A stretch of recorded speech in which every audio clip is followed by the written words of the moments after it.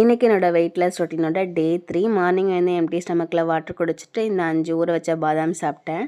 பிரேக்ஃபாஸ்ட்டுக்கு 2 வீட் ப்ரெட்டை வந்து நல்லா டோஸ்ட் பண்ணி அதில் ஒரே ஒரு எக்கு, எந்த விதமான உப்பு காரம் எந்த விதமான ஸ்பைசஸும் இல்லாமல் எண்ணெய் கூட இல்லாமல் அப்படியே ஒரு ஆம்லேட் மாதிரி போட்டு இந்த வாட்டர் மெலன் வச்சு என்னோடய பிரேக்ஃபாஸ்ட்டை வந்து கம்ப்ளீட் பண்ணிட்டேன்.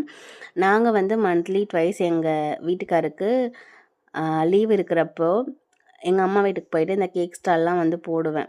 மந்த்லி ட்வைஸ் ஆர் த்ரைஸ் அது மாதிரி போடுவோம்.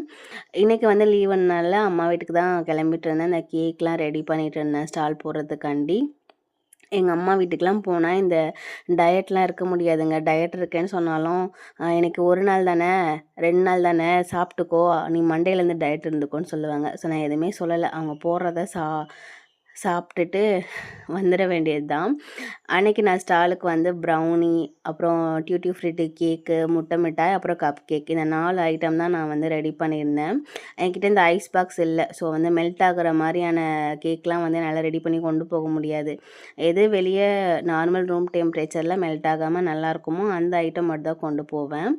லன்ச்சுக்கு வந்து அம்மா வந்து சிக்கன் தொக்கு, அப்புறம் எக்கு, ரசம் வித் ரைஸ் வச்சுருந்தாங்க. இந்த டீ வந்து நான் குடிக்காமல் வரவே மாட்டேன். எங்கள் அம்மா வீட்டுக்கு போனால் நிறைய ஏடு போட்டு சூப்பராக டேஸ்ட்டாக இருக்கும். நீங்கள் யாராச்சும் குடிச்சிருக்கீங்களான்னு சொல்லுங்கள். ஏடு போட்ட டீ. அப்புறம் இந்த பூனைக்குட்டி கூட விளையாடிட்டு என் ஹஸ்பண்டு ஸ்டாலுக்கு போயிட்டேன்.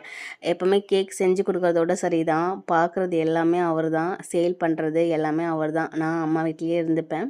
அவர் வந்து கேக்லாம் வந்து சேல் பண்ணிவிட்டு நைட்டு 8, 8:30 கூப்பிடுவார். அப்பப்போ எல்லாத்தையும் பேக் பண்ணி வீட்டுக்கு ரிட்டர்ன் கொண்டு வந்துடுவோம். அதுக்கு மட்டும்தான் நான் போவேன். மதியமே லஞ்ச் ஹெவியாக இருந்தாலும் நைட்டு எதுவுமே நான் சாப்பிடல. தேங்க்ஸ் ஃபார் வாட்சிங்.